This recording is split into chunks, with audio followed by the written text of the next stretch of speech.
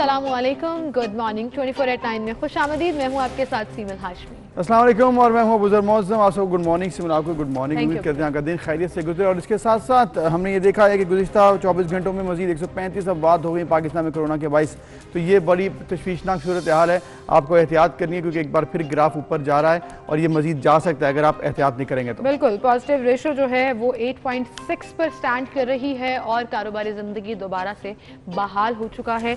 8 बजे तक मतलब मार्केट्स और दुकानें कल सारा दिन खुली रही और हमने देखा कि रश जो है वो नज़र आ रहा था। लेकिन लोगों से रिक्वेस्ट है कि मुसलसल हम लोग ये बार बार आपको रिक्वेस्ट करते हैं और हर मीडिया चैनल पर हर प्रोग्राम में इस पर बात ज़रूर होती है कि कोविड के SOPs को ज़रूर फॉलो करें, ये आपकी अपनी सेफ्टी के लिए। आज के प्रोग्राम में हम मुख्तलिफ इशूज़ हैं जिन पर जिक्र करेंगे। पॉलिटिकल इशूज़ भी हैं जिसमें सबसे अहम कल की डेवलपमेंट शहबाज शरीफ केस के हवाले से रही, जो वफाकी हुकूमत ने अब सुप्रीम कोर्ट से रब्ता भी कर लिया है और उनको बाहर जाने की जो एक कदगन थी उसको अब स्टैम्प कर दिया गया है कि उनका नाम ECL में जी अब नाम ECL में डल चुका है शहबाज शरीफ का। और उधर नून लीग और दूसरी जानिब वफाकी हुकूमत दोनों ही कोर्ट चली गई हैं कि ये मामला कैसे सेटल करना है। लेकिन अभी नाम ECL में शहबाज शरीफ अभी जा नहीं सकते हैं, ये तो चीज़ वाज़े हो गई। वहीं पर PDM के हवाले से भी कल मौलाना फजल रहमान ने भी ये कह दिया है कि अब दोबारा से इजलास भी होंगे, बुलाया भी जाएगा और फिर आइंदा की तहरीक का आगाज़ भी होगा। वहीं पर एक और मामला बड़ा इंपॉर्टेंट है जो कि रिंग रोड स्कैंडल के हवाले से सामने आया है। गुज़िश्ता चंद दिनों से ईद से पहले का ये मामला था जो कि सामने आया, नून लीग ने उठाया इसको।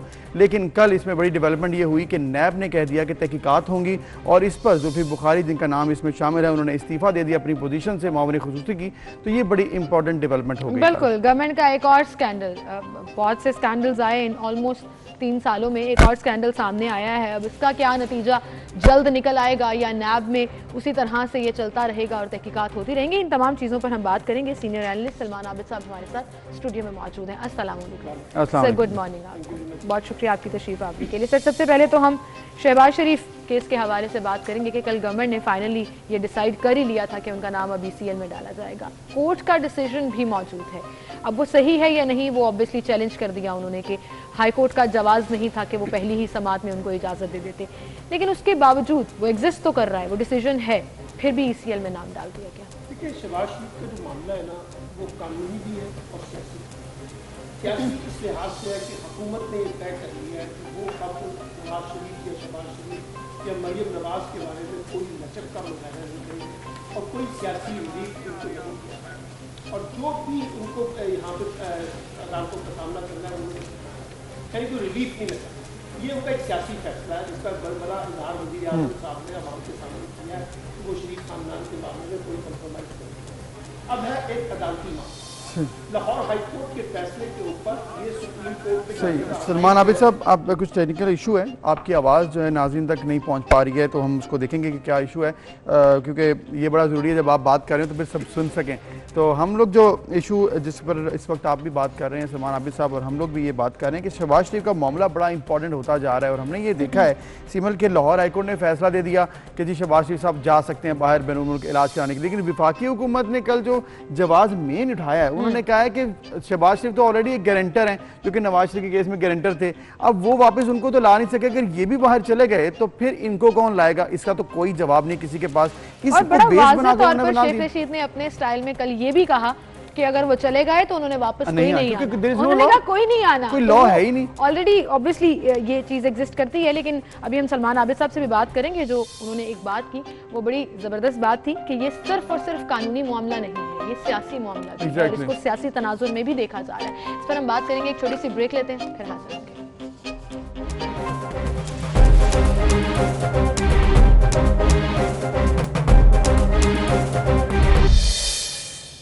Welcome back. एक बार फिर से आपको खुशामदीद कहेंगे। जी सलमान आबिद साहब, आप बात कर रहे थे। देखिए, मैं ये कह रहा था कि शहबाज शरीफ साहब का जो मामला है वो सिर्फ कानूनी नहीं है बल्कि सियासी भी है। और सियासी ये है कि हुकूमत ने ये फैसला कर लिया है, प्राइम मिनिस्टर ने इसका बरमला ऐलान कर दिया है कि किसी किस्म की कोई रियायत शरीफ फैमिली को अब हुकूमत की जानिब से नहीं मिलेगी। माजी में अगर कोई रिलीफ मिला भी है तो उसके बकौल उनके बकौल के वो उसका कोई हमें बड़ा इम्पैक्ट नजर नहीं आया और ना उन चीज़ों पर अमल दरामद किया गया। अब शहबाज शरीफ साहब का इस सियासत के साथ साथ एक मामला कानूनी भी है। अब देखिए, बड़ी दिलचस्प बात यह है कि सिर्फ शहबाज शरीफ जामन नहीं है नवाज शरीफ साहब के, यानी उन्होंने सिर्फ जमानत का बॉन्ड नहीं भरा, बल्कि इसके साथ साथ उनके जो बड़े बेटे हैं सलमान शहबाज साहब, वो मुल्क से भागे हुए हैं, अदालतों से मफरूर हैं, इश्तिहारी हैं। उनके दामाद अली इमरान साहब अदालतों से भागे हुए हैं, उनकी बेटी अदालतों से भागी हुई है, उनकी अहलिया अदालतों से भागी हुई है। ऐसे में जब शहबाज शरीफ साहब ये कहते हैं कि मुझे जमानत दी जाए, मुझे इस बात की रियायत दी जाए कि मैं 4 हफ्ते के लिए जाना चाहता हूं, तो सवाल ये है कि फिर ये भी पूछा जाना चाहिए शहबाज शरीफ साहब से कि ये बताएं आपकी फैमिली के बाकी लोग जो अदालतों से मफरूर हैं, जो अदालतों से भागे हुए हैं, अदालतों के बार बार नोटिस देने के बावजूद वो नहीं आते हैं, तो उसके पीछे फिर क्या वजह है? लेकिन सलमान साहब, हर शख्स अपना जवाब दे होता है। कोर्ट में शहबाज शरीफ साहब को अगर जमानत मिल गई इलाज करवाने के लिए, तो वो अपने बेटे या दामाद के जवाब देने, अच्छा अपने भाई के तो जवाब दे है ना, जिनके लिए उन्होंने वहां पे बॉन्ड भरा था। नहीं देखो, गवर्नमेंट उसके लिए अलग से केस कर दे, अलग से केस कर दे। गवर्नमेंट को छोड़ देना, पहले तो आप उनकी अखलाकी पोजीशन देखे ना, अखलाकी पोजीशन में आते हैं। हमारी सियासत में माजी में अखलाकियात कहाँ स्टैंड करती हैं, कितने में लेवल पर करती हैं? फिर यही तो मैं कह रहा हूं, अगर वो अखलाकियात मैटर नहीं करती हैं, तो फिर किस अखलाकियात के तहत जो है शहबाज शरीफ साहब ये कहते हैं कि मुझे बाहर जाने दिया जाए, या उनकी मेडिकल रिपोर्ट्स ऐसी कौन सी है जो कोर्ट ने कह दिया, तो उसको चैलेंज कर दिया ना, जो हुकूमत के पास एक इख्तियार था। अब ये सुप्रीम कोर्ट फैसला कर ले, जब वो सुप्रीम कोर्ट फैसला करने की, तो उसके बाद जाएंगे। एक चीज क्लियर कर दें कि उन्होंने चैलेंज तो कर दिया, लेकिन चैलेंज करने का मतलब ये नहीं है कि हाई कोर्ट का डिसीजन जो है उस पे स्टे आ गया या वो कलअदम हो गया या वो एग्जिस्ट नहीं करता।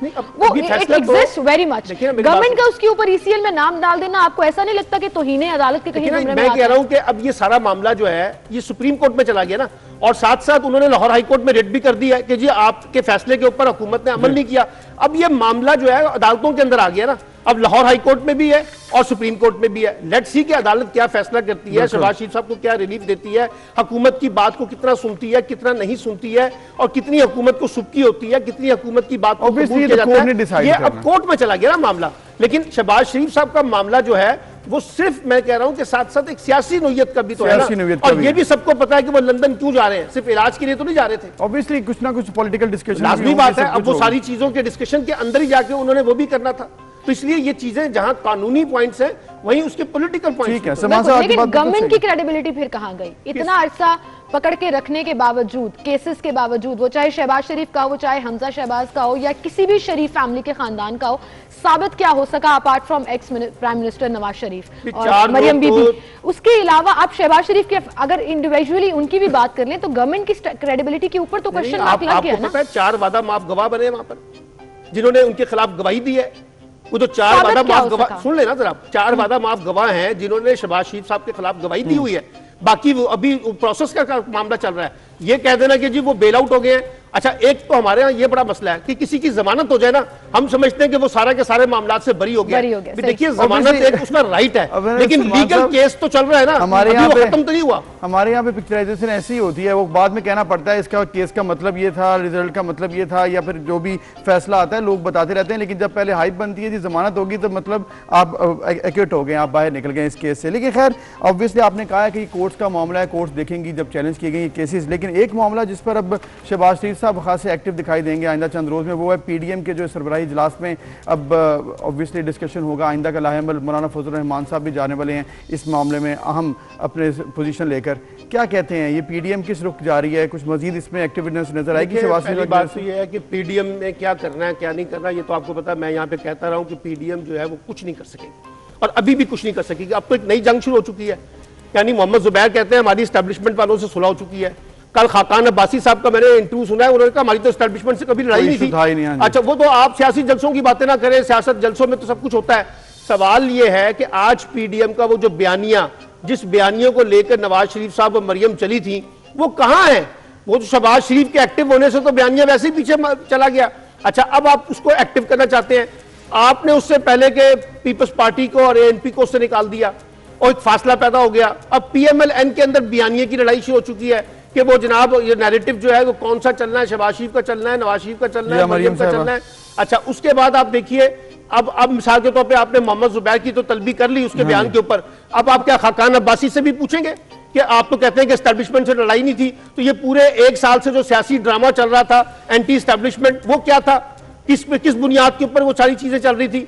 इसलिए मैं ये कहता हूँ ये तब होता है सलमान साहब जब मेन लीडर जो है आपका यहाँ पर मौजूद ना हो, कोई इस फैक्ट को डिनाई तो नहीं कर सकता। नहीं, अब मरियम लीडर नहीं है, उन्होंने परसों कहा है कि हमारी तो लड़ाई, तो फिर शहबाज शरीफ भी तो लीडर वही मैं कह रहा हूं ना, फिर हमजा शहबाज भी सब लीडर देखिए ना, अवामी नेशनल पार्टी लीडर हो जाए तो फिर ऐसा ही होता है। Awami national party, peoples party, PMLN, JUI, ये सारे मौजूद है ना, शेरपाव वगैरह, इन सब की मौजूदगी में पहले दिन से समझ नहीं आ रही थी कि PDM का नैरेटिव क्या है।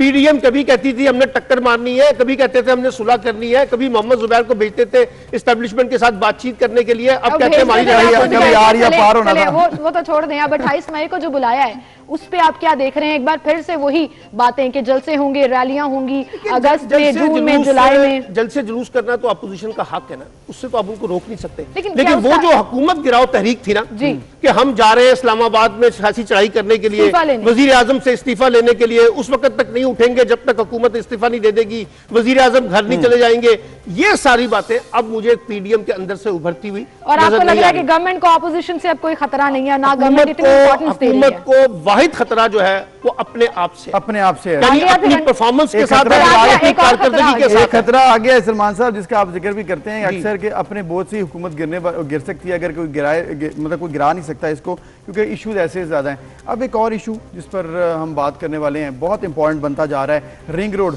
रावलपिंडी रिंग रोड इशू है। इसमें अब ये देखा गया है कि कुछ लोगों को नवाजने के लिए, चाहे वो प्राइवेट टाइकून्स हैं, चाहे वो अपनी सियासत में आपके अहम लीडरान हैं, पॉलिटिकल आपके असर रखने वाले लोग हैं, उनको फायदा पहुंचाने के लिए अब ये तमाम इशू, आपको क्या लगता है? जुल्फिकार बुखारी साहब ने तो इस्तीफा भी दे दिया अपनी पोजीशन से जब तक इंक्वायरी नहीं होती, इसका कुछ मतलब? मैं तो हमेशा से ये कहता रहा हूं कि ये जो सियासत में और कारोबार का जो आपस का नेक्सस है ना, इसने पाकिस्तान की सियासत और जमहूरियत को तबाह किया। अब आप देखिए कि किस तरीके से हम अपने तरक्याती मंसूबों के अंदर से बड़े बड़े लोगों को सियासी तौर पर नवाजने की कोशिश करते हैं या वो नवाजे जाते हैं।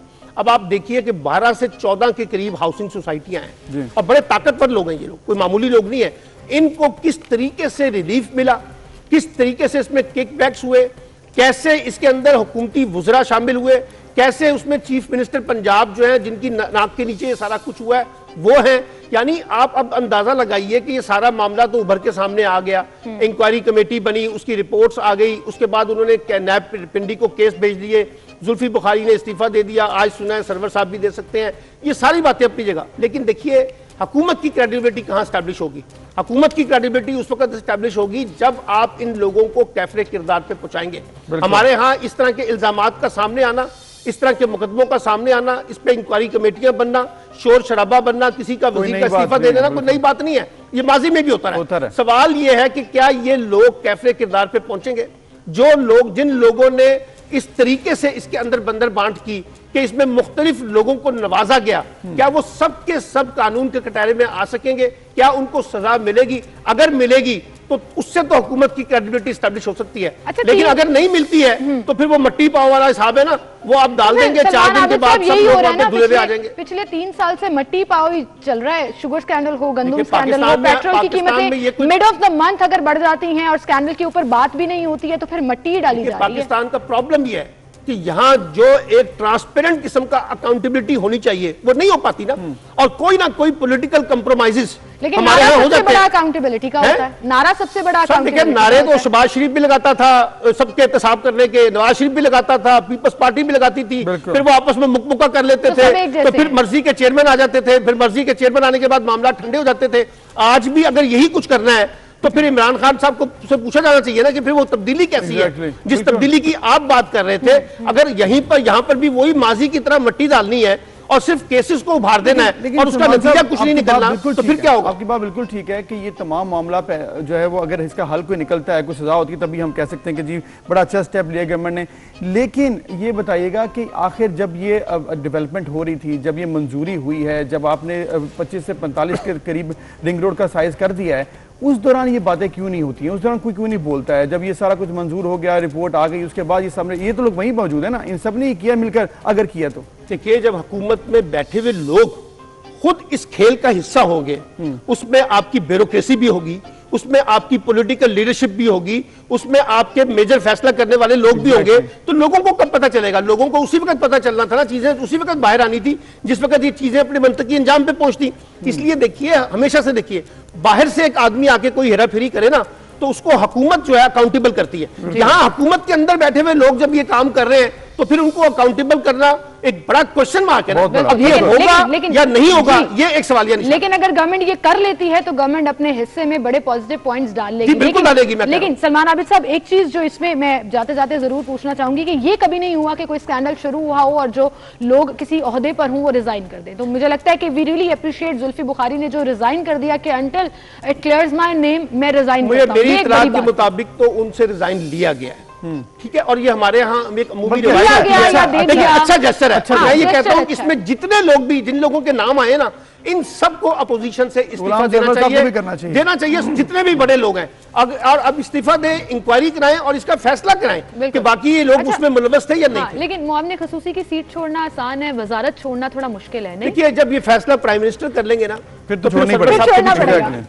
चलिए देखते हैं जी इसका मंतकी अंजाम क्या होता है और बाकी जो कि मुल्जिमान हैं या जिन पर इल्जाम लगाया गया है वो साबित होता है या नहीं होता। अगर साबित होता है तो फिर उनको सजा क्या मिलती है, असल में ये बहुत ज्यादा इंपॉर्टेंट है। ये बड़ा सवाल है ना कि प्रोसेस टाइमली शुरू हो जाए, फिर तहकीकात हो, फिर इन्वेस्टिगेशंस आगे बढ़े, फिर जाके नतीजा निकलेगा। तो मुझे लगता है it's a long road.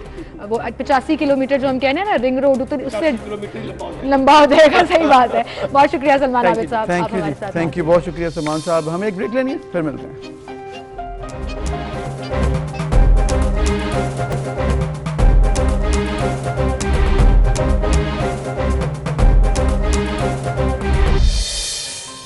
Welcome back ji. Corona के हवाले से अब कुछ बात करते हैं। कोरोना के सबब, जैसे हमने प्रोग्राम के आगाज़ में कहा कि 135 अमवात गुज़िश्ता 24 घंटे में हुई हैं और 2566 केसेस भी रिपोर्ट हुए हैं जो कि परेशान कुन हैं। और फिर हमने देखा है कि जिस तरह से अब कारोबारी सरगर्मियाँ एक दफ़ा से दोबारा से बहाल कर दी गई ईद के बाद, और फिर ये कहा जा रहा है कि 8 बजे तक टाइम होगा, फिर तमाम डेज़ में भी लाहौर में भी काम हो सकता है। तो ये कुछ एक तरफ तो आसानी भी आपकी इकॉनमी में आपकी बेहतरी लाने के लिए, लेकिन दूसरी तरफ आपके ऊपर मजीद प्रेशर भी है, मजीद जिम्मेदारी भी है कि आपने एहतियात करनी, क्योंकि अगर आप एहतियात नहीं करेंगे तो केसेस मजीद बढ़ सकते हैं। बिल्कुल। एक्टिव केसेस की तादाद इस वक्त 66,223 है और 7,92,522 अफराद जो हैं वो सेहतयाब हो चुके हैं। तो फिगर्स जो हैं वो मौजूद हैं, लेकिन इसी के साथ साथ वैक्सीनेशन का प्रोसेस भी जारी है, जिसमें अब 30+ जो एज है उनकी रजिस्ट्रेशन का अमल शुरू हो चुका है। 1166 पर आप अपना ID कार्ड मैसेज कीजिए और आपको रिस्पॉन्ड कर दिया जाता है। वैसे मुझे ये मैसेज आया था कि आपको डेट एंड टाइमिंग्स जो है वो बता दी जाएंगी, लेकिन अभी तक उसके बाद फर्दर क्या होगा वो अभी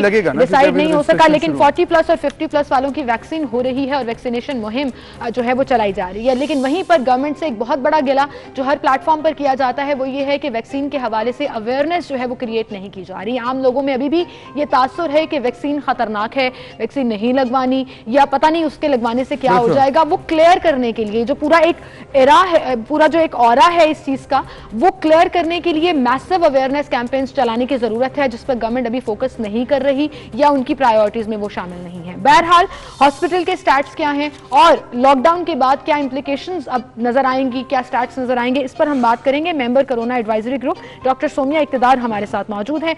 अस्सलाम वालेकुम डॉक्टर साहिबा। अस्सलाम वालेकुम, क्या हाल है? अल्हम्दुलिल्लाह बिल्कुल ठीक ठाक। डॉक्टर साहिबा आप ठीक हैं? जी बिल्कुल, अल्लाह का शुक्र। पोस्ट लॉकडाउन सिनेरियो आप कैसा देख रही हैं all over the country? I think के लॉकडाउन का जो हम अचीव करना चाह रहे थे उससे कि हमारा डिक्लाइन हो नंबर में, वो कुछ हद तक तो हमने अचीव कर लिया है।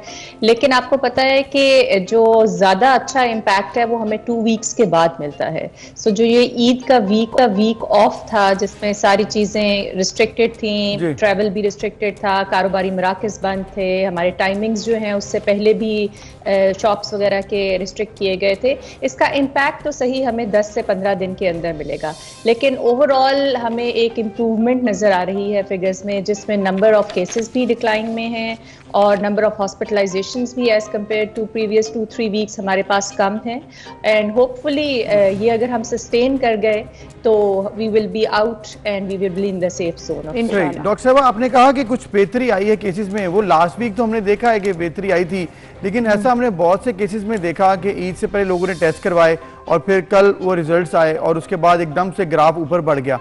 तो फिर ये एक तरफ तशवीशनाक भी हो सकता है सिचुएशन, क्योंकि लोग शायद छुट्टियों में थे, उस तरह से टेस्ट करवाए नहीं है लोगों ने, ईद के दिन थे, लोगों ने कहा कि बाद में करा लेंगे। तो उसके लिए तैयारी कोई रखी है कि अगर एकदम से केसेस बढ़ गए तो फिर कैसे मैनेज करना है, क्योंकि फिर दोबारा से वही सिचुएशन आ जाएगी? जी बिल्कुल, तैयारी तो इन प्लेस है, सिस्टम तो इन प्लेस है। अगर मैं हॉस्पिटल अपने की बात करूं, Mayo hospital which is the biggest designated centre for corona in Punjab, तो हमारे पास 250 के करीब एडमिशन्स थे प्री ईद। लेकिन कल मैंने राउंड किया तो 178 पेशेंट्स हमारे पास एडमिटेड हैं इस वक्त। तो there is a major difference in the admission rate. लेकिन ऑब्वियसली आपकी वो बात ठीक है कि कई दफ़ा ईद की छुट्टियों में टेस्टिंग भी उतनी नहीं हो रही होती, लोग हॉस्पिटलाइज भी नहीं होना चाहते, ईद अपनी घर में गुजारना चाहते हैं। तो इसीलिए मैंने कहा कि ये जो इम्पैक्ट सही है ये हमें हफ्ता 10 दिन के बाद पता चलेगा। और वैसे भी अब क्योंकि रिस्ट्रिक्शंस को लिफ्ट किया गया है, थोड़ी सी लीनियंसी की गई है, तो लोगों को ख्याल करना है कि ये हमेशा जब भी हम ओपन अप करते हैं चीज़ों को तो इस कॉशन के साथ कि आपने SOPs पे अमल करना है। अगर हमने दोबारा से उसी रविश पे वापस आ गए जिसमें सोशल इंटरेक्शन भी बढ़ा दिया और लोगों से मिलना मिलाना और सोशल डिस्टेंसिंग को मद्देनज़र ना रखा, तो ऑब्वियसली डिजीज़ की ट्रांसमिशन जो है वो बढ़ सकती है और केसेस में इजाफा हो सकता है। इसके लिए हमारी तैयारी मौजूद है। हॉस्पिटल्स में बेड्स भी अवेलेबल हैं, वेंटिलेटरी कैपेसिटी ऑलरेडी इन्हांस की गई है, ऑक्सीजनेटेड बेड भी इंक्रीज किए गए हैं और हम बिल्कुल तैयार हैं क्योंकि हम एंटिसिपेट करते हैं कि जब भी रिस्ट्रिक्शंस लिफ्ट की जाती हैं तो थोड़ा सा सर्ज नंबर ऑफ केसेस में आता है। बिल्कुल सही डॉक्टर साहिबा, लेकिन ये भी देखिए कि लोग टेस्ट भी नहीं कराते। इतना कॉमन हो गया था, इतने सारे वेरिएंट्स आ गए थे कि ऐसा लगना शुरू हो गया था कोई भी सिम्टम है तो आपको कोविड है, वो पेट खराब हो, वो सांस का फूलना हो, जो बेसिक सिम्टम्स हैं उससे कुछ चेंज सिम्टम्स भी नजर आए। मतलब आपने देखा कि जो अफ्रीकन वेरिएंट या UK वेरिएंट था उसमें आपका पेट खराब भी होना शुरू हो गया था, डायरिया भी होना शुरू हो गया था। तो एक दफा फिर से थोड़ा सा क्लियर कर दें कि कौन से साइन एंड सिम्टम्स हैं जिस पे आपको कॉन्शियस होने की जरूरत है, वरना लोगों ने इसको या तो बहुत लीनियंट ले लिया था या टेस्ट कराए बगैर ही वो खुद से ही कोरोना में मुब्तला होकर घर में आइसोलेशन में भी चले गए और थोड़ा कंफ्यूजन भी क्रिएट हुआ। जी सिमल, मैं लोगों की इन्फॉर्मेशन के लिए एक दफ़ा फिर बता देती हूँ कि क्लासिकली तो ये एक रेस्पिरेटरी वायरस है जो आपके निज़ाम तनफ़ुस को मुतासर करता है। इसके तेज़ बुखार का होना, उसके साथ खांसी, गले में दर्द या खराश और सांस का फूलना, इसके अलावा सीने में दबाव महसूस हो सकता है। जो दूसरी अलामात इसके साथ जाहिर होती हैं उसके अंदर थकावट है, जिस्म में पट्टों में दर्द है और एब्डोमिनल सिम्टम्स हैं जिसमें पेट में दर्द, डायरिया, नोजिया और वॉमिटिंग की कैफियत हो सकती है। Loss of sense of taste and smell भी बहुत सारे लोगों में रिपोर्टेड है। तो यही कॉमन सिम्टम्स हैं जिनके साथ लोग प्रेजेंट कर रहे हैं। जो वार्निंग साइंस हैं इसके वो ये हैं कि आपको सांस में दिक्कत महसूस हो, सीने में दबाव महसूस हो, बुखार तेज होने लग जाए और बुखार में कमी ना आ रही हो, और स्पेशली जो सेकेंड वीक ऑफ इलनेस है उसके अंदर हम देखते हैं कि पेशेंट्स एकदम से अब डिटोरिएट कर रहे हैं। ये जो नया UK वेरिएंट आया है ये टिपिकली 7th 8th डे के बाद पेशेंट्स डिटोरिएट करते हैं। लोग जब समझते हैं कि अब तो हफ्ता 10 दिन गुजर गए हैं और अब मैं ठीक हूँ, उस वक्त बहुत कॉशियस होने की जरूरत है क्योंकि बहुत सारे पेशेंट्स उनकी ऑक्सीजन सैचुरेशन भी उस वक्त ड्रॉप करती है, फीवर एकदम हाई ग्रेड हो जाता है और वो साइटोकाइन स्टॉर्म में चले जाते हैं।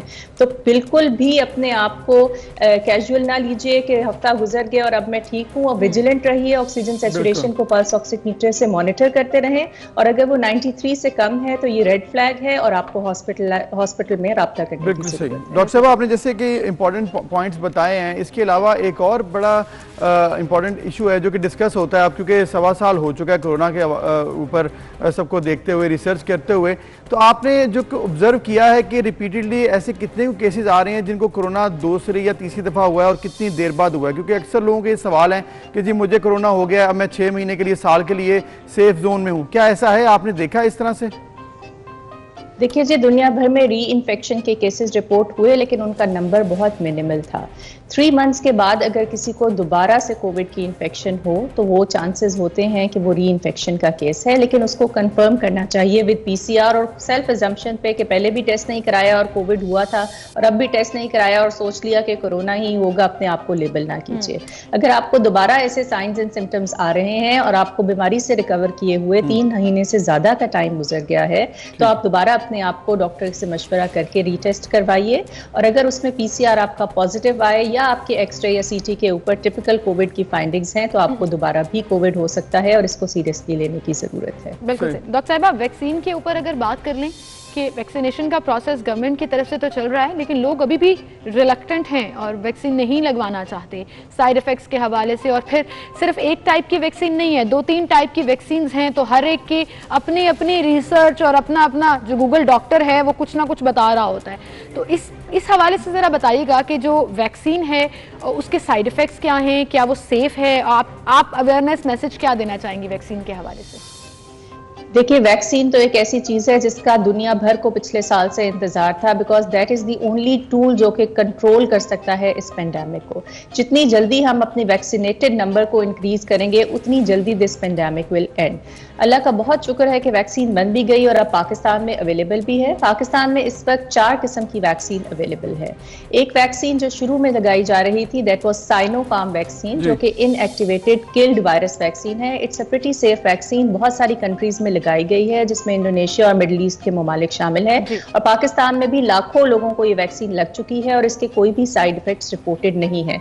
मामूली सा बुखार, जिस्म में हल्की सी दर्द या इंजेक्शन साइट पे पेन होना किसी भी वैक्सीन के साथ हो जाता है और इसके साथ कोई भी और साइड इफेक्ट्स रिपोर्टेड नहीं है। एक नई किस्म की वैक्सीन जो अब इंट्रोड्यूस की गई, that's a viral vector vaccine, जो कि ऑक्सफोर्ड में डेवलप हुई थी एस्ट्राजेनेका की तरफ से, और ये वैक्सीन अब हम लगा रहे हैं। लेकिन इसकी कॉशन ये है कि ये 40 ईयर्स से प्लस लोगों को लगाई जा रही है।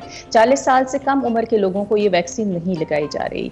ये वैक्सीन भी एक सेफ वैक्सीन है जो WHO की तरफ से अप्रूव्ड है और 136 ममालिक में ये वैक्सीन दी जा रही है। इसके साथ कुछ लोगों के जहन में शकूक व शुबहात है कि इसके साथ क्लॉटिंग या क्लॉटिंग हो जाती है। शुगर और बीपी के पेशेंट्स को नहीं लगानी चाहिए, क्योंकि बहुत से ऐसे प्राइवेट कंसर्न्स भी हैं जो लोग सोशल मीडिया के ऊपर रेज कर रहे हैं, पर्टिकुलरली इस वैक्सीन को लेकर। जी, मैं ज़रूर बताना चाहूँगी कि जो क्लॉटिंग के कुछ इंसिडेंट्स रिपोर्ट हुए हैं वो इतने मिनिमल हैं जैसे आटे में नमक के बराबर। Millions, hundreds of millions of vaccines के बाद अगर आपके पास 8 या 0.0008% किसी बंदे में थ्रोम्बोसिस हुआ है, तो फिर इसको आप साइड इफ़ेक्ट्स को इतना हाईलाइट तो नहीं कर सकते कि आप वैक्सीन को प्रोग्राम को ही बंद करते हैं। जाहिर है तमाम अथॉरिटीज़ ने इसको जज किया है और उन्होंने ये क्लियरली डिफाइन किया है कि इसके benefits they outweigh the risk of covid.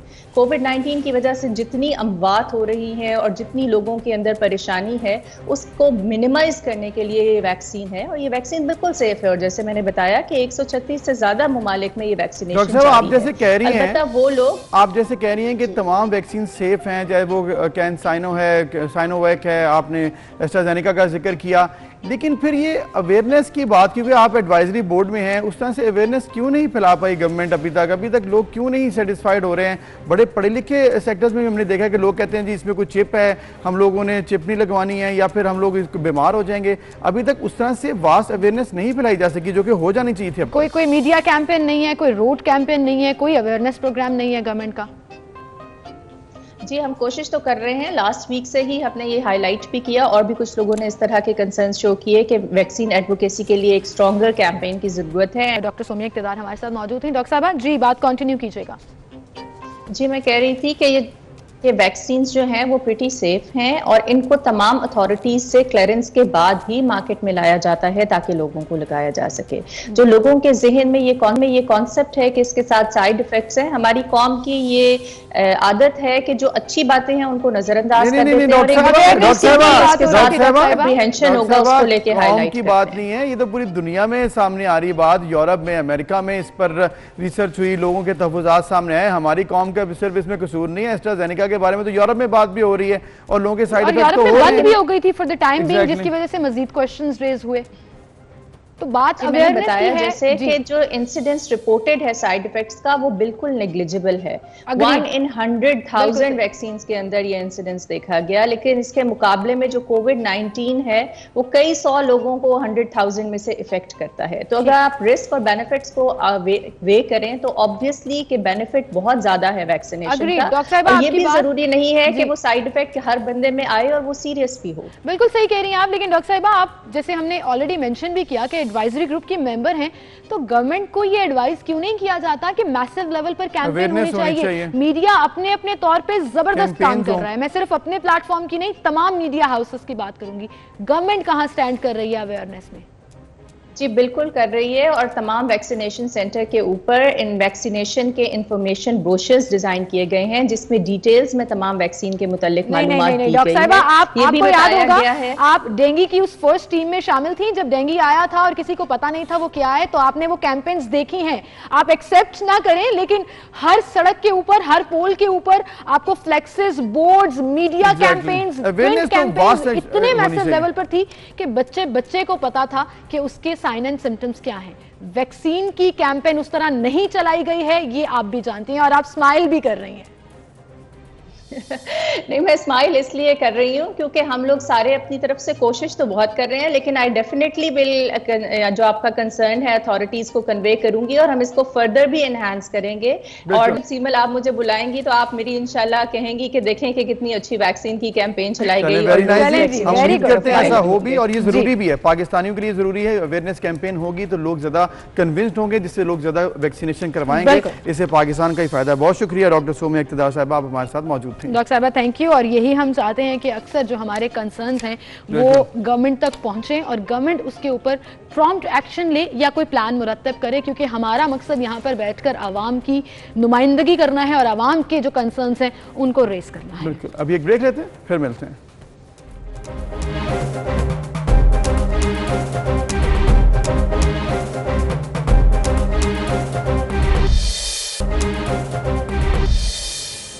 Welcome back. एक बार फिर से आपको खुशामदीद कहेंगे। पाकिस्तान में टैलेंट की कमी नहीं है, ये बात मैं हमेशा बहुत प्राउडली कहती हूँ, और ऐसा ही एक प्राउड मोमेंट हमारे लिए है कि पाकिस्तान से ताल्लुक़ रखने वाले 19 साल और पाकिस्तान के वो यंगेस्ट को पैमा हैं शहरोज़ काशिफ, जिन्होंने दुनिया की बुलंद तरीन चोटी माउंट एवरेस्ट को सर कर लिया 11 मई मंगल के सुबह 5:02 पर। बिल्कुल, और ये पाकिस्तान के लिए भी एजाज़ है। तो आज हम उनसे आपकी मुलाकात भी करवाएंगे कि ये सफ़र कैसा था। ये जो एक ये बड़ा मुश्किल सफ़र होता है, ऑब्वियसली इसमें जान भी जा सकती है, ये भी मालूम होता है। फिर एक टीम होती है, किस तरह से प्लानिंग की, कैसे एग्जीक्यूट किया और फिर पाकिस्तान का नाम रोशन किया, और आगे क्या प्लान्स हैं, इस पर हम बात करेंगे। शहरोज़ काशिफ ही हमारे साथ मौजूद हैं, उन्हें हम खुशामदीद कहते हैं। शहरोज़, बहुत शुक्रिया वक्त दिया आपने, और सबसे पहले आपको मुबारकबाद पेश करते हैं कि आपने ये काम सर अंजाम दे दिया। Thank you so much for having me on the show. Shahroz, obviously ये एक प्राउड मोमेंट पूरी कौम के लिए तो है ही। आपने कब डिसाइड किया कि मैंने ये करना है और मैं करके दिखाऊंगा? थोड़ा बताइएगा, ये एक्सपीरियंस कैसा रहा सारा? मैंने जो माउंटेनियरिंग है वो 11 माह से शुरू की, लेकिन आज से 4 साल पहले जो है वो मुस्तनसर हुसैन तार साहब एक शो में आए थे और उन्होंने मुझे एक दुआ दी थी कि उनके ये अल्फाज थे कि मैं रहूं या ना रहूं, Sheroz will be the youngest Pakistani इंशाल्लाह टू समिट एवरेस्ट इंशाल्लाह। और देखें तो वो तब से जो है वो मैंने वो बात अपने ज़हन में बिठा ली और मैंने इरादा कर लिया कि इनके जो कीमती अल्फाज हैं उनको मैं जो है वो करके दिखाऊंगा असल में। तो अल्हम्दुलिल्लाह आई हैव डन इट। ज़बरदस्त। शहरोज़, आपने बड़ा ज़बरदस्त काम किया है और मोहम्मद इरशाद पारा जो हैं यकीनन इस पर जो है वो बड़े प्राउड होते और अभी भी होंगे अल्हम्दुलिल्लाह, क्योंकि सब लोग देख रहे हैं आपको, वो आसमानों से बैठकर देख रहे हैं आपको कि आपने उनका ख्वाब पूरा किया है।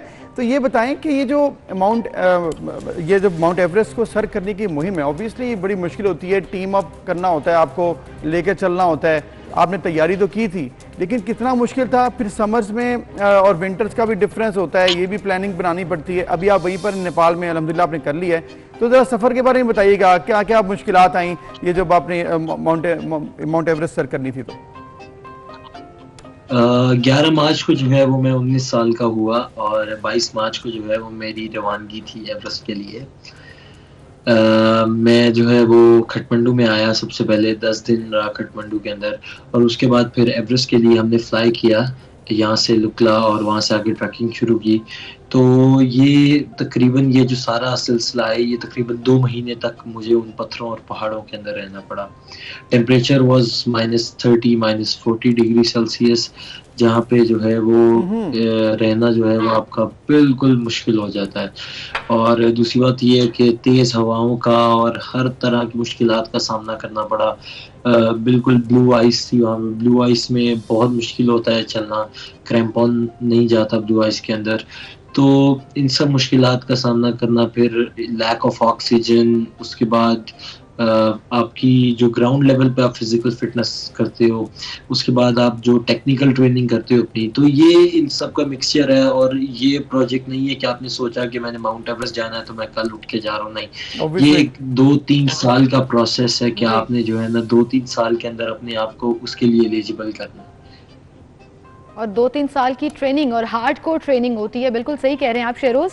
लेकिन माउंटेन क्लाइंबिंग में अभी रिसेंटली हमने देखा एक बड़ा अनफॉर्चुनेट इंसिडेंट हुआ और हमारे हीरो जो हैं वो ट्रेसेबल नहीं रहे, मिले नहीं, और फिर वो ऑब्वियसली उनकी शहादत जो है वो डिक्लेयर भी कर दी गई। मैं अली सतपारा का जिक्र कर रही हूँ। तो कहीं आपको ये डर लगा, क्योंकि हादसात खुदा न खास्ता हो जाते हैं, चैलेंजेस बहुत बड़े हैं और लाइफ रिस्क वाले चैलेंजेस हैं, तो कहीं कहीं डर था? क्योंकि जब हमने आपकी वो वाली वीडियो देखी जिसमें आप अली सतपारा को ट्रिब्यूट पेश कर रहे हैं और डेडिकेट कर रहे हैं अपना पूरा ये क्लाइंबिंग टूर, तो वो मुझे लिटरली गूज़बम्प्स फील हुए कि एक तो आप यंगेस्ट हैं लेकिन इसके बावजूद आपने ये किया और फिर आपने डेडिकेट भी किया। बेसिकली माउंटेनियरिंग में हादसात होता है, बिल्कुल ठीक बात है।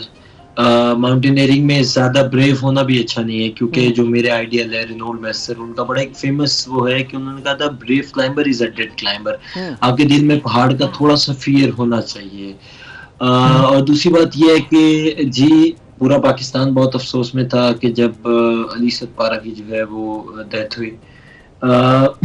हिली स्टेप एक ऐसा जगह है जहाँ पे 8,700 मीटर्स हिली स्टेप एक जगह आती है माउंट एवरेस्ट पे, तो वहां तक मैंने एक डेड बॉडी देखी जो कि पड़ी हुई थी और वो ऐसे बिल्कुल सीधी और नज़ारे को देख रही थी सामने। तो उस वक्त भी इतना वो नहीं हुआ, पॉजिटिव रहते हैं। ये होता है कि ये भी इसी पैशन के साथ आए थे जिस पैशन के साथ मैं आया हूँ, तो क्यों ना मैं इनका ख्वाब भी लेके आगे जाऊं।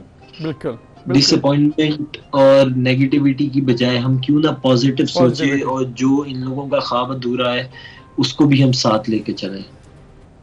ज़बरदस्त ज़बरदस्त। और ये ख्वाब पूरा करने के लिए आप इसका हिस्सा हैं और बड़ा ज़बरदस्त काम कर रहे हैं। शेरोज़, 7 समिट एक तंजीम है, आप भी उसका हिस्सा हैं, जो भी ये सर करती है माउंटेनियरिंग में बड़ा अहम इसका रोल है।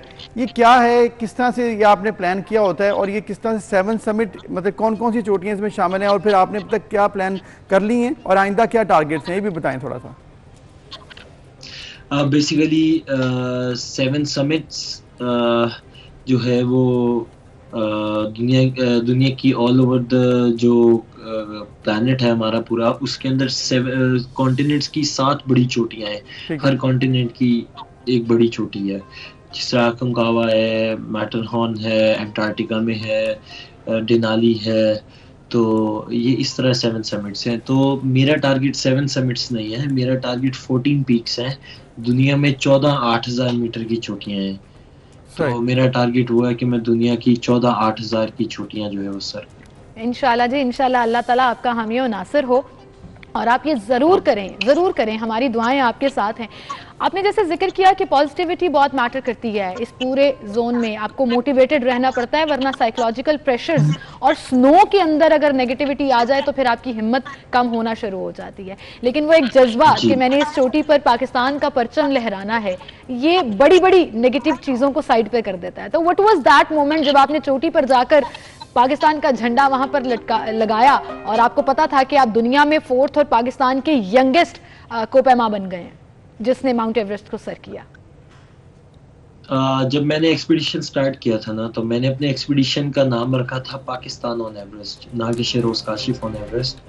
और मैंने ये कहा था कि ना कि सिर्फ मैं जा रहा हूँ, जो मकसद लेके जा रहा हूँ वो ये है कि मैं अपने मुल्क को साथ लेके जा रहा हूँ, ना कि सिर्फ मैं खुद जा रहा हूँ अपनी ज़ात के लिए जा रहा हूँ, अपने मुल्क को साथ लेके जा रहा हूँ। दुनिया की बुलंद तरीन चोटी पे अपने मुल्क को रिप्रेजेंट कर रहा हूँ कि हाँ एक पाकिस्तानी ने जो है वो आगे किया है। तो जब आपके साथ उस चीज का नाम जुड़ जाता है जिस चीज ने आपको पहचान दी है, आज शेरोज़ काशिफ है लेकिन क्या है the youngest Pakistani to climb Everest. तो आई थिंक ये मेरे लिए बहुत प्राउड मोमेंट है कि मेरे साथ ये नाम जुड़ा हुआ है। डेफिनेटली शेरोज़, और हम सब के लिए भी बड़ा प्राउड मोमेंट है।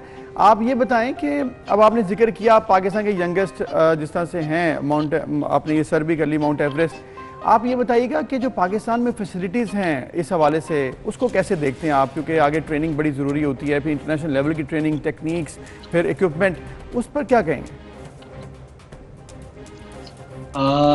बड़े अफसोस के साथ ये कहना पड़ता है कि पाकिस्तान में 5 बड़े पहाड़ होने के बावजूद भी चीज़ें इतनी एडवांस नहीं हैं जितनी होनी चाहिए थी। Very true. मैं इंशाल्लाह इस चीज़ पे पूरी कोशिश करूँगा और हम पाकिस्तान के जितने भी माउंटेनियर्स हैं वो इस चीज़ को, क्योंकि ये हमारा फेलियर है। अगर मैं अपने आप को इस चीज़ में वो कहता हूँ कि अगर पाकिस्तान में जो है वो माउंटेनियरिंग को इस तरह रुझान नहीं दिया जाता, क्योंकि तो ये हमारा फेलियर है, हम माउंटेनियर्स का फेलियर है, क्योंकि हम उसको जो है, क्योंकि हमारी फील्ड है। तो आई थिंक कि हम सारे दोबारा एक दफ़ा यूनाइट होके एवरेस्ट के बाद जो है इंशाल्लाह वो कुछ ना कुछ प्लान आउट करेंगे इसके लिए। बिल्कुल सही, और मेरे ख्याल से ये करना भी चाहिए ताकि जितने यंगस्टर्स हैं वो इस फील्ड को ऑप्ट करके डिफरेंट प्लेटफॉर्म्स पर पाकिस्तान का नाम रोशन कर सकें। शेरोज़, आप मेरे भाई जैसे हैं, मैं इसलिए बार बार कह रही हूँ कि फ़ख्रे पाकिस्तान भी हैं, लेकिन मेरा भाई अगर ये करना चाहे तो मैं बहुत डर जाऊँगी, मैं रोकूंगी भी, कोशिश करूँगी कि वो किसी और चीज़ पर जाए। आपके घर वालों का रिएक्शन क्या था? स्पेशली आपने मार्च का जिक्र किया, when you left for this whole campaign, तो मार्च में ही वो पूरा इंसिडेंट भी चल रहा था साथ साथ, तो घर वालों का रिस्पांस कैसा था? किसी ने मना किया आपको कि अभी मत करें, रुक जाएं, या ये नहीं करना, ये बहुत डेंजरस है? मैं तो अपनी फैमिली का जितना शुक्र अदा करूं उतना कम है। मेरी फैमिली ने मुझे बहुत ज़्यादा सपोर्ट किया है, स्पेशली मेरे फादर ने।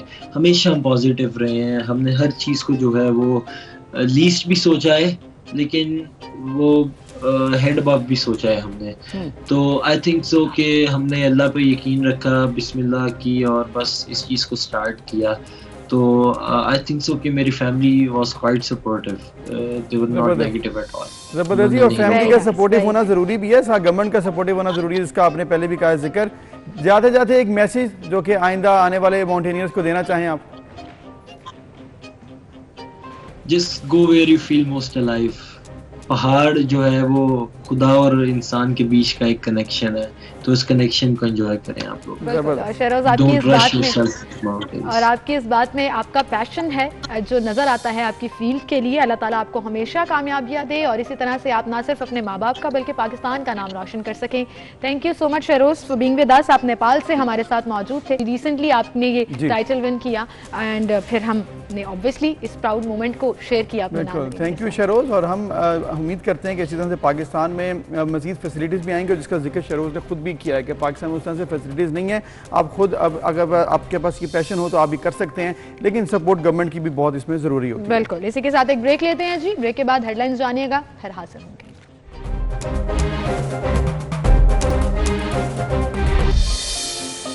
वेलकम बैक नाज़रीन। अब हम बात करेंगे एक बहुत इंपॉर्टेंट इशू की, जिस पर पूरी दुनिया की नज़र है, लेकिन पूरी दुनिया इस पर कर क्या रही है, ये अब पूरी दुनिया को हमने देखना है कि आखिर इन्होंने किया क्या। फ़लस्तीन का इशू हम डिस्कस करेंगे।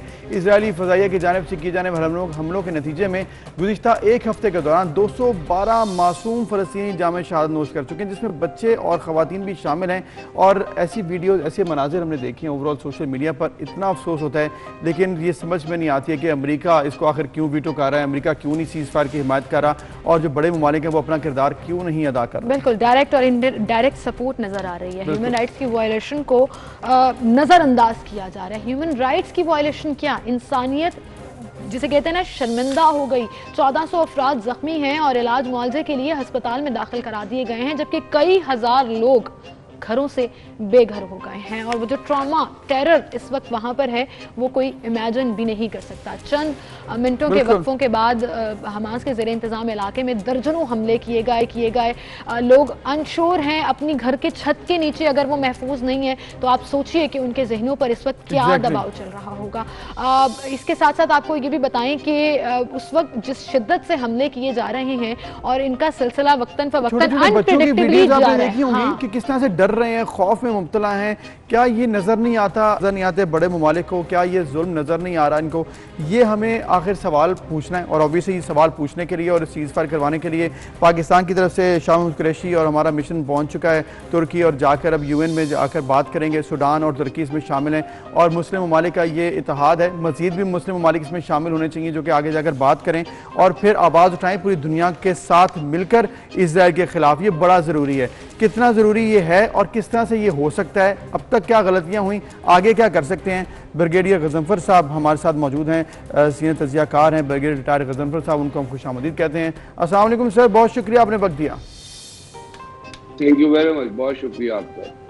गवर्नर साहब, आपने जैसे अभी ये पूरी हमारी स्टोरी सुनी भी और पिछले 9 दिन से मुसलसल ये जो इजरायली जारियत है ये फ़लस्तीन में जारी है, ऐसा क्या होता है ब्रिगेडियर साहब कि कुछ सालों के बाद दोबारा से ये इशू जो है वो सामने आ जाता है और इजराइल जो है वो अपनी हठधर्मी दिखाना शुरू कर देता है और एक जंग का सा माहौल बना देता है? बहुत बहुत शुक्रिया। देखिए, सबसे पहली बात तो ये है कि 1941 के बाद जब इसराइल को यहाँ पे अमेरिका ने और बरतानिया ने एक करारदाद के जरिए पैलेस्टीन के अंदर अपनी स्टेट कायम करने की इजाज़त दी थी, तो बुनियादी तौर पर उस वक्त ये चीज़ जो है 1896 में जो थियोडर हर्जल ने ज्यूइश स्टेट का कॉन्सेप्ट दिया था, वो तमाम का तमाम कॉन्सेप्ट मजहब पे मबनी था। यानी यहूदियों के लिए मजहबी तौर पे एक ऐसी जगह होनी चाहिए जो बैतुल मुक़द्दस के, जेरूशलम के और वो जो हमारे लिए अंबिया की सरजमीन है उसके नज़दीक हो।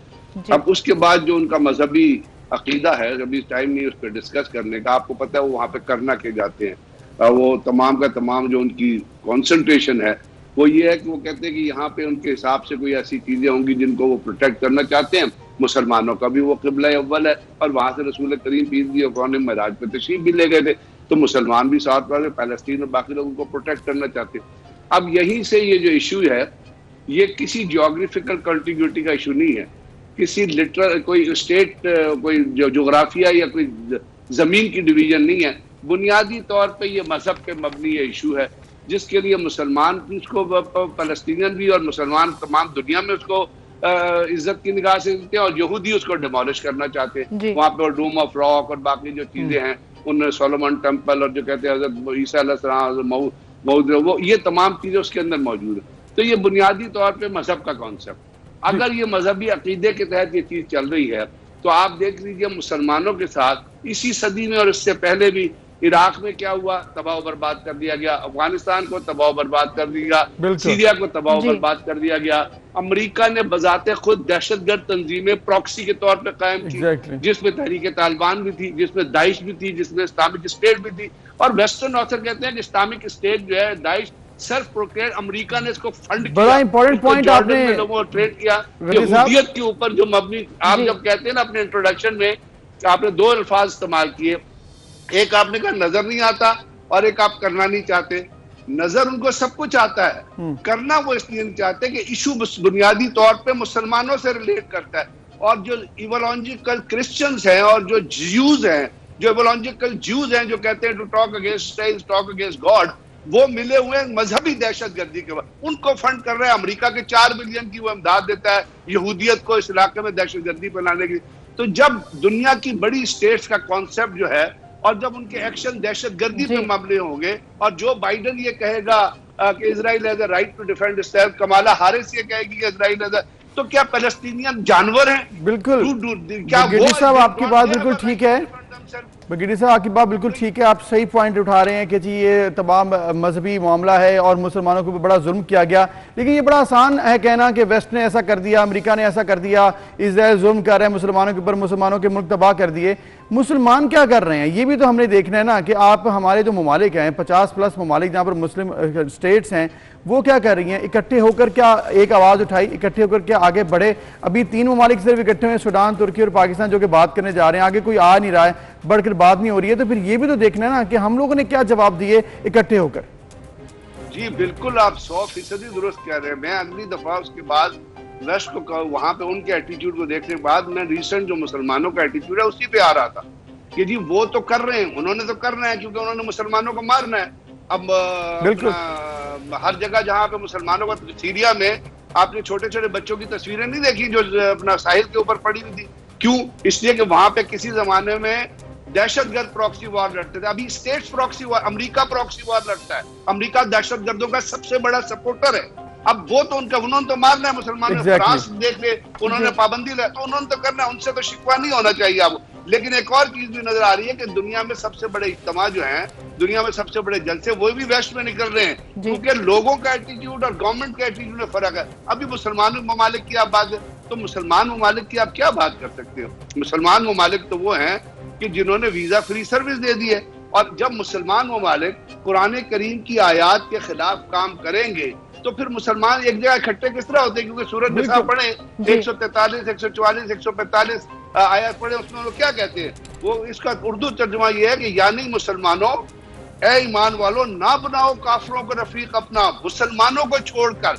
ये बड़ा क्लियर हुआ उसके अंदर बताया हुआ है कि ए मुसलमानों, ना बनाओ काफिरों को रफीक अपना, मुसलमानों को छोड़कर, क्योंकि काफिरों से दोस्ती करना नफाक की दलील है और मुनाफिकीन जो है उनका सबसे नीचा दर्जा जो है वो दोज़ख है। तो अब जब यहाँ पे मुनाफिकीन आ गए हैं और वो लोग, अभी परसों यूएई का एक खबर छपी है, उन्होंने कहा कि जी अगर हमास ने, मैं आपको रिपीट करता हूँ उन्होंने क्या कहा है, उन्होंने कहा अगर हमास ने रॉकेट हमले बंद ना किए तो हम जो गाजा के अंदर डेवलपमेंट कर रहे हैं, पावर प्लांट लगा रहे हैं, वो हम बंद कर देंगे। तो आप मुझे बताइए कि क्या हमास रॉकेट हमले कर रही है?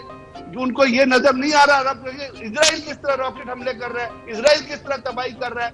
आपको याद होगा, बड़ी अच्छी तरीके से आपके जहन में होगा कि ये तो आज की बात है ना, 27 सितंबर 2008 को 21 दिन की जंग हुई थी और इजराइल ने गाजा के ऊपर कारपेट बॉम्बिंग की थी। बिल्कुल, ये आज की बात तो नहीं है। बिल्कुल सही, कारपेट बॉम्बिंग की थी, वो गरीब लोग मारे जा रहे हैं। अमेरिका मुनाफिक है, अमेरिका जो हिपोक्रेट है, फ्रांस हिपोक्रेट है, वो इस चीज को सपोर्ट कर रहे हैं कि इजराइल मारे से ज्यादा से। ये आपको नजर नहीं आ रहा कि वो उनकी पॉलिसी है कि इजराइल जितने लोगों को खत्म कर सकता है खत्म करे, ताकि इस तरह गाजा का मसला शायद हल हो।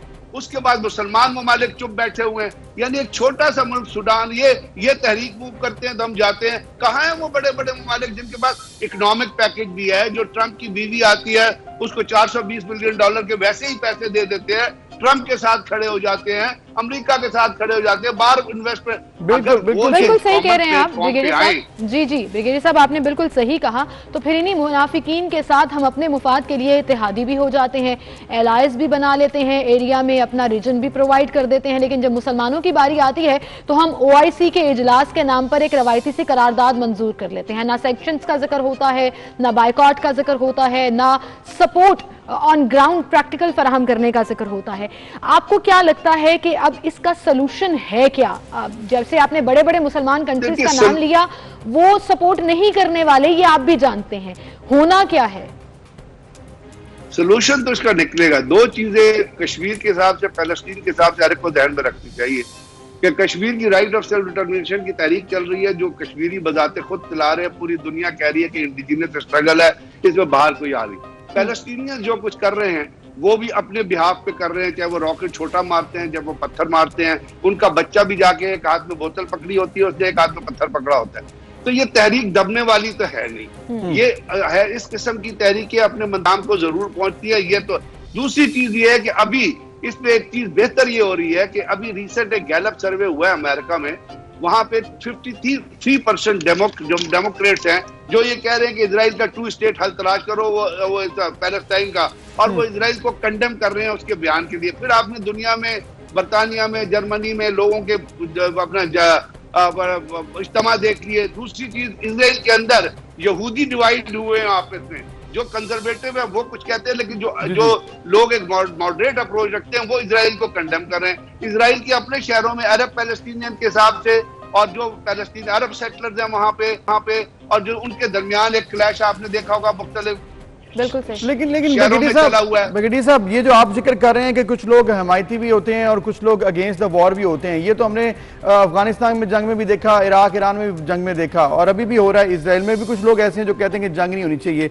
ये तो एक अलग मामला है, लेकिन हो तो वो ही रहा है जो चाह रहे हैं कि हो जाए, और वो है जुल्म, और जुल्म बढ़ता जा रहा है। क्योंकि ये जंग नहीं है, ये दहशतगर्दी है। जंग में तो दोनों फरीक होते हैं ना, यहाँ तो जुल्म किया जा रहा है, सिर्फ दहशतगर्दी। एग्जैक्टली। अब ये जब दहशतगर्दी हो रही है, अब ये जो जुल्म हो रहा है, इसका हल आपने कहा कि कोई तो निकलेगा, लेकिन अब आपको आइंदा चंद सालों में ये 2 स्टेट की फॉर्मूला, ये तो बहुत देर से हम सुन रहे हैं, 67 से भी ये मामला चलता आ रहा है, ये होने वाला आइंदा चंद सालों में मुझे तो नजर नहीं आ रहा। आपको क्या लगता है कि क्या कोई एक्सटेंसिव अलायंस बनकर कुछ जंग हो सकती है? मुस्लिम ममालिक एक होकर 4 या 5 ही मुस्लिम ममालिक आगे आ जाएं और इस तरह से हमले करें जिस तरह से पहले एक दफा 60s में किए थे अरब इजराइल वॉर में। क्या आपको दोबारा से वो कॉन्फ्लिक्ट नजर आ रहा है? देखिए, जिस वक्त तक अब पैलेस्तीन की ज्योग्राफिकल कंटिन्यूटी पाकिस्तान के साथ तो है नहीं, जिन अरब ममालिक के साथ है, पहले तो उनका स्टांस और उनका बोल्ड स्टांस बड़ा जरूरी है। वो इकोनॉमिकली दबे हुए। अब पाकिस्तान, टर्की, और आपने देखा जैसे आज हमारा वक्त भी गया है, ईरान, एक ऐसी सतह पे नजर आ रहे हैं जहां पे वो फलस्तीन के मसले को बड़े वैसिफरसली, बड़े प्रोएक्टिवली लेके छोड़ रहे। पाकिस्तान ने इसको डिप्लोमेटिकली इस इशू को और तुर्की ने और बाकी ममालिक ने अलाइव रखना है दुनिया की कौमों के अंदर। जब दुनिया की कौमों के अंदर ये रियलाइजेशन होती है तो आप देखिए फिर प्रेशर आता है, उन ममालिक पे भी प्रेशर आएगा जिनका हम जिक्र कर रहे हैं, और उसके अंदर कोई ना कोई ऐसी चीज होती नजर आएगी, क्योंकि ये चीजें ऐसी होती है जो ग्रेजुअली डेवलप होती है। यानी मैंने आपको जो बताया, जब सितंबर 2008 में कारपेट बॉम्बिंग हुई थी, उस वक्त कोई इतनी प्रोएक्टिवली नहीं बोला था जितनी आज आवाजें उठ रही हैं। और अमेरिका के अंदर भी अमेरिका है जिसने सोल्यूशन इस चीज का हल निकालना है। तो हमें सिक्योरिटी काउंसिल में इंटरनेशनल लेवल पे कोई ऐसे फोरम होने चाहिए, चाहे वो पाकिस्तान लेड हो, चाहे वो टर्की लेड हो, चाहे वो ईरान लेड हो, क्योंकि यही 3 ममालिक हैं जो इस इशू को लेके आगे चल सकते हैं और जिनकी कोई कमिटमेंट नजर आ रही है। तो इंटरनेशनल फोरम पे जब आवाज उठाएंगे, यूएनओ में बार बार जाएंगे, अरब लीग को, OIC को कंपेल करेंगे, तो इसका जो सोल्यूशन है, और जो अमेरिका के अंदर एक आवाजें भी उठ रही है और बहुत सारे लोग ये चाह भी रहे हैं, ये डेमोक्रेट्स भी चाह रहे हैं, रिपब्लिकन भी चाह रहे हैं कि इसका 2 स्टेट सोल्यूशन है। क्योंकि देखिए जो जंग होती है ना, जैसे आपकी को होस्ट ने कहा कि जंग तो है नहीं, ये तो दहशतगर्दी है। तो दहशतगर्दी जो है वो जब स्टेट्स दहशतगर्दी करें तो फिर उनको मजबूर किया जाता है कि वो दहशतगर्दी को खत्म करें। जैसे ट्रंप ने दहशतगर्दी की कि जेरूसलम में कैपिटल है। अब जो बाइडन और बाराक ओबामा और जॉर्ज बुश दुनिया के सबसे बड़े दहशतगर्द सपोर्टर तो वो थे जिन्होंने तंजीमें कायम की। अब वहां पे ये रियलाइजेशन उस पॉलिटिकली उसको जनरेट करने, क्योंकि किसी भी तरीके कार से हम पाकिस्तान किसी ऐसी चीज में इन्वॉल्व नहीं हो सकता जहां पे फिजिकल ट्रांसफर ऑफ एसेट्स हो। जो 1967 की वॉर थी, उससे पहले उसमें उन हुकूमतों ने रिक्वेस्ट की थी पाकिस्तान से पायलट्स प्रोवाइड करने के लिए या ट्रुप्स प्रोवाइड करने। तो इस किस्म की कोई सिचुएशन आती है तो नेचुरली पाकिस्तान उस इत्तेहाद का हिस्सा बन सकता है, और वो इत्तेहाद मौजूद है। बिल्कुल, पाकिस्तान तो खुद उस जुल्म का शिकार है ना। हम तो खुद विक्टिम है, कश्मीर में क्या हो रहा है, हम तो खुद वो मजलूम लोग हैं जो बर्दाश्त कर रहे हैं इंडिया की जारियत और मुकाबला कर रहे हैं उसका। तो हम तो रिलेट भी कर सकते हैं। हमारा स्टैंड इसलिए भी बहुत क्लियर होना चाहिए और बोल्ड होना चाहिए। ब्रिगेडियर साहब, जैसे अभी आप जिक्र कर रहे थे कि कुछ प्रेशर्स बिल्टअप हुए हैं 2021 में जो 2008 में या उससे पहले नहीं हुए, उसमें एक बहुत बड़ा प्रेशर लोगों का भी है जो all over the world protest कर रहे हैं। वो चाहे अमेरिका है, वो चाहे यूके है, वो चाहे पाकिस्तान है। पाकिस्तान के कल मुख्तलिफ शहरों में बहुत बड़े लेवल पर प्रोटेस्ट किए गए, लोग बाहर निकले, लोगों ने अवेयरनेस फैलाई, और इन प्रोटेस्ट का मकसद इस इशू को दबने देना नहीं है बल्कि फलस्तीन के साथ खड़े होकर एक आवाज में दुनिया को बताना है। आपको लगता है ये प्रोटेस्ट जो है ये बहुत मैटर करेंगे इस स्टेट दहशतगर्दी में? जी, मैं तो कह रहा हूं कि पब्लिक ओपिनियन जो होता है वो हुकूमतों को एक ना एक दिन बाय करना पड़ता है। जैसे आप देखिए पाकिस्तान में जब दहशतगर्दी हुई तो आप लोगों ने, मीडिया ने और मुख्तलिफ ऑर्गेनाइजेशन ने पब्लिक ओपिनियन डेवलप किया कि ये जो हमले हो रहे हैं ये किसी तरह से इस्लामिक नेचर का, इनका कोई इस्लाम से। जी ब्रिगेडियर साहब से हमारा राब्ता जो है वो मुनक़ता, लेकिन उनसे दोबारा राब्ता करेंगे। और वो ये कह रहे थे कि हमने जैसे अपना इस्लामोफोबिया का एक कॉन्सेप्ट जो वेस्ट ने जनरेट किया, हमने अपनी मीडिया कैंपेन से लोगों के पॉइंट ऑफ व्यू से उन प्रोटेस्ट से साबित किया कि इस्लाम जो है, एक बार फिर से साबित किया कि इस्लाम जो है वो अमन का मुल्क है, किसी तौर पर ताल्लुक नहीं है। और ये बड़े जबरदस्त प्रोटेस्ट हुए हैं जी, लाहौर में भी कल हुआ, इस्लामाबाद में, कराची में और मुख्तलिफ शहरों में प्रोटेस्ट होने भी चाहिए। ये लिबर्टी चौक का प्रोटेस्ट है जो आप देख रहे हैं, मुख्तलिफ प्लैकार्ड्स के ऊपर डिफरेंट मैसेजेस थे, बड़ी तादाद में लोग पहुंचे, अपनी फैमिलीज के साथ आए और उन्होंने प्रोटेस्ट किया अगेंस्ट ये जो इजराइल इस वक्त जुल्म ज्यादती कर रहा है फ़लस्तीन में, और उसके हवाले से भरपूर तरीके से लोगों ने शिरकत की है। और इसके साथ साथ सोशल मीडिया पर भरपूर कैंपेन्स चल रही हैं जिसका असर बहुत ज़्यादा हो रहा है। और इसकी वजह से ही, जिस तरह से ब्रिगेडियर साहब बात कर रहे थे, जब आप प्रोटेस्ट करेंगे, ऑन रोड आएंगे, चाहे वो वेस्ट में हो चाहे वो पाकिस्तान में हो, जब आप सोशल मीडिया पर बात करेंगे तो आहिस्ता आहिस्ता इसका प्रेशर बिल्डअप होगा और इजराइल को थोड़ा बैकफुट पर जाना ही पड़ेगा इंशाअल्लाह। बिल्कुल सही कह रहे हैं आप अबूजर। और ये जो आप देख रहे हैं स्क्रीन पर फुटेजेस, इन प्लेकार्ड्स के ऊपर बड़े मीनिंगफुल मैसेजेस थे।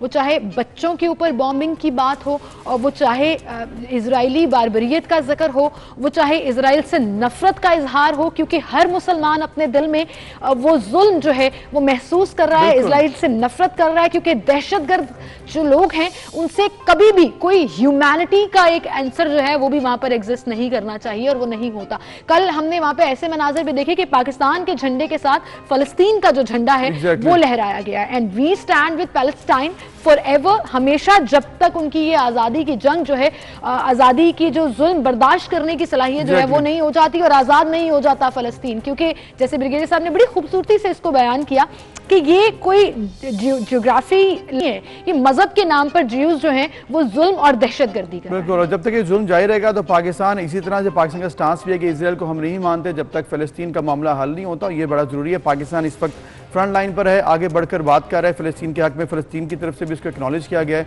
शुक्रिया अदा किया गया पाकिस्तानी गवर्नमेंट का। तो पाकिस्तान और पाकिस्तानी जो हैं वो इस वक्त इस कॉज के साथ हैं, फ़लस्तीन को हक दिलवाने के लिए और जो जुल्म है उसको ख़त्म करवाने के लिए। बिल्कुल, और इसी के साथ नाज़रीन हम एक ब्रेक की तरफ चलते हैं, ब्रेक लेते हैं, फिर हाजिर होंगे।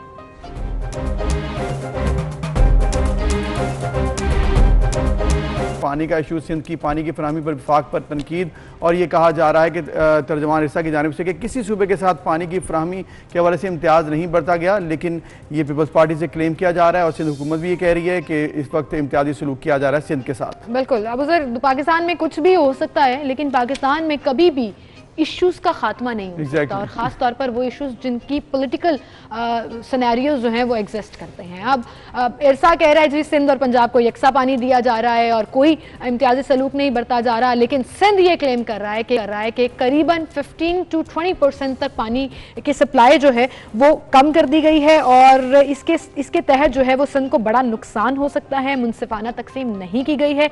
सिंध का क्या मौक़िफ़ है, क्या बयानिया है, ये chairman peoples party Bilawal Bhutto Zardari ने भी गुज़िश्ता दिनों जो है वो उसका जिक्र किया। इस पर हम बात करेंगे। सेनेटर पीपल्स पार्टी सहर कामरान साहिबा हमारे साथ मौजूद हैं। अस्सलाम वालेकुम सेनेटर साहिबा, a very good morning to you. वालेकुम सलाम फीमेल, आपको और आपकी पूरी टीम को जो है गुज़िश्ता ईद मुबारक। और इसके साथ साथ मैं कहूँगी हम ईद की बात तो कर रहे हैं, लेकिन अगर मैं मस्जिद अक्सा की बात ना करूँ, अगर मैं इस्राइली जहरियत की बात ना करूँ, तो मैं समझती हूँ कि मेरी जो दुख और गम है उसकी मैं सही तर्जुमानी नहीं कर पाऊंगी, जो न सिर्फ मेरा है बल्कि पूरी पाकिस्तानी कौम और शायद दुनिया भर के मुसलमानों का है। जिस तरीके से इस्राइली जहरियत जो है वो जारी है फलस्तीन में और भारतीय जहरियत जारी है कश्मीर में, इसके लिए हमें एक कौम बनना होगा, इकट्ठा होना होगा।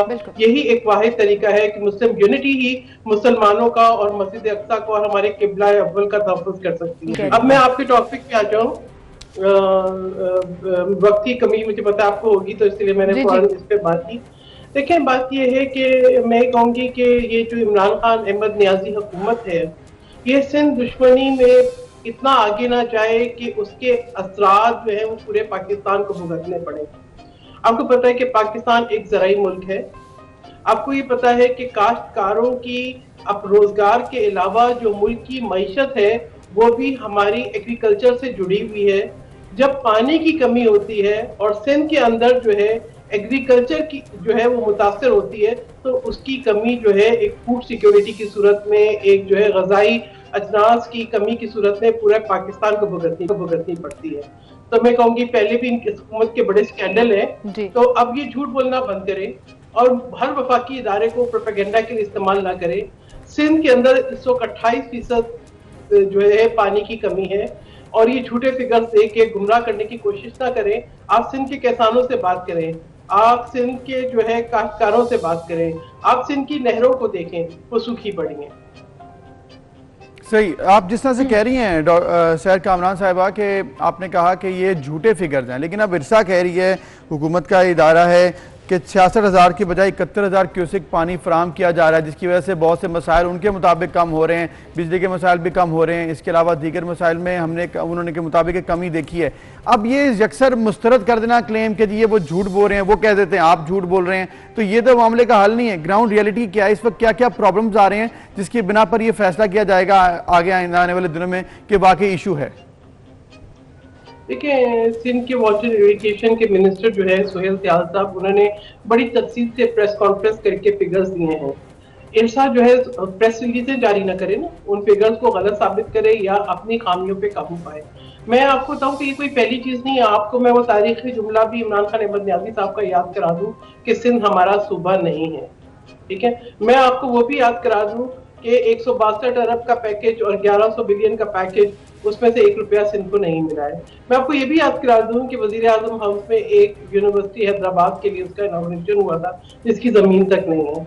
तो जहाँ पे झूठ जो है मैं समझती हूँ वो सिंध के अवाम के साथ नहीं, पाकिस्तान दुश्मनी जो है। सेनेटर साहिबा, आपने कोट किए कुछ चीजें जो इमरान खान साहब से रिलेट किया, तो आपने फिर ये तो सुना ही होगा कि आपने घबराना नहीं है। हाँ, मगर सिंध के काश्तकार बहुत घबरा रहे हैं और पाकिस्तान घबराएगा। आप ये देखें कि पाकिस्तान वो मुल्क था जो पीपल्स पार्टी के दौर में गंदम जो है इंपोर्ट कर रहा था, ठीक है, ज्यादा थी गंदम, हमने जो है वो एक्सपोर्ट कर रहा था। अब हमने देखा कि गंदम इंपोर्ट करनी पड़ी, यहाँ पे शॉर्टेज हुई। तो पाकिस्तान के अंदर जो है वो फूड की शॉर्टेज एक एग्रीकल्चर मुल्क के अंदर, क्यों? इसलिए कि आपकी पॉलिसीज जो है वो किसान दुश्मन पॉलिसीज है, इसलिए कि आपकी पॉलिसीज जो है वो काश्तकार दुश्मन पॉलिसी है। देखिए, कल आपको और मुझे जब जो है बाजार में जाए और आटा ना मिले या महंगा मिले तो फिर हम क्या करेंगे? फिर हम ये कहेंगे कि जी हमें घबराना नहीं है। नहीं, आज सिंध के काश्तकार घबरा रहे हैं, आज सिंध के जो है वो जो जिम्मेदार है वो घबरा रहे हैं, कल जो है पूरी कौम घबराएगी। इसलिए कि जैसे आप जिक्र कर रही हैं काश्तकारों का, और काश्तकारों के लिए टाइमिंग्स बड़ा मैटर करती हैं, पानी टाइमली फराहम करना उस पूरी फसल को लेकर आगे जाने के लिए। अब कितनी क्विकली इस इशू को रिजॉल्व किया जाएगा? क्या समझती हैं आप कि इरसा रिस्पॉन्ड करेगा या नहीं करेगा, और ये फेस पूरा सीजन जो है वो इसी इशू में गुजर जाएगा? देखिए, मसला ये है कि आप ये देखें कि तमाम स्टेट ऑर्गन्स, नैब के चेयरमैन बयान जारी करते हैं, आपको वो नजर नहीं आता। अभी बीच पहले आप जो है वो अताउल्लाह की प्रेस कॉन्फ्रेंस दिखा रही थी कि जुल्फी बुखारी के लिए तो नैब का केस नहीं बनता, स्टेटमेंट आती है। इसी तरह से वाटर के लिए इरसा की प्रेस रिलीज आ रही है। वो तमाम इदारे जो है वो पॉलिटिसाइज हो गए हैं। और आपको मैं ऑथेंटिक आपको बता रही हूँ कि सिंध के अंदर इस वक्त जो है चावल की काश्त जो है वो लेट हो चुकी है, इसलिए कि नहरों में पानी नहीं है। तो बात ये है कि क्या हम कल जो है वो गंदम के बाद चावल की कमी को भी भुगतेंगे? और वो किस वजह से? इस हुकूमत की नालायकी की वजह से, गलत पॉलिसियों की वजह से, सिंध दुश्मनी की वजह से। अब मैंने आपको जो बातें कही, अगर आप मुझे बताएं कि 162 अरब कराची को मिल गया, अगर मैं आपको ये कहूँ कि जी सर्कुलर रेलवे जो है वो सीपैक से नहीं निकला, अगर मैं ये कह रही हूँ कि क्या 1100 अरब का पैकेज मिल गया, आप मुझे वो जमीन दिखा दें उस यूनिवर्सिटी की जो कि इन्होंने प्राइम मिनिस्टर हाउस में इनॉग्रेट की थी, तो अगर वो तमाम बातें जो है वो सच साबित हो जाए तो हम फिर वाकई नहीं घबराएंगे। लेकिन आज सिंध के अवाम के साथ साथ पूरे पाकिस्तान को भी घबराना चाहिए, क्योंकि इसका इम्पैक्ट पूरे पाकिस्तान पे है। बिल्कुल ठीक है, इम्पैक्ट पूरे पाकिस्तान पे आ सकता है, इशू है, इसको रिजॉल्व करना चाहिए। सहर कामरान साहिबा, आपका बहुत शुक्रिया, आपने ये मामले, और ऑब्वियसली अगर इशू है तो उसको सॉल्व करना चाहिए। सिर्फ ये कहते रहा कि नहीं जी पानी जारी किया गया था और दूसरी तरफ जवाब आया कि पानी जारी नहीं हुआ, ये मामले का हल नहीं है। इस पर इन्वेस्टिगेशन होनी चाहिए। अगर बाकी पानी कम दिया गया है जो कि जरूरत के मुताबिक नहीं था, तो फिर उसके ऊपर इन्वेस्टिगेशन होकर इस मामले का हल तलाश करना चाहिए। टाइम बड़ा मैटर करता है, खास तौर पर चावल की काश्त के लिए पानी सबसे ज्यादा जरूरी होता है। और अगर आप टाइम गुजार देंगे, फसल लेट हो जाएगी, तो बात वही है कि फिर शॉर्टेज हो जाएगी। मिसमैनेजमेंट कहां पर है उसे फौरन निकाल लेना चाहिए, या मिसमैनेजमेंट है या पॉलिसीज हैं, जो भी है ये गवर्नमेंट ने देखना है। हमें एक ब्रेक की तरफ जाना है, फिर हाजिर होंगे।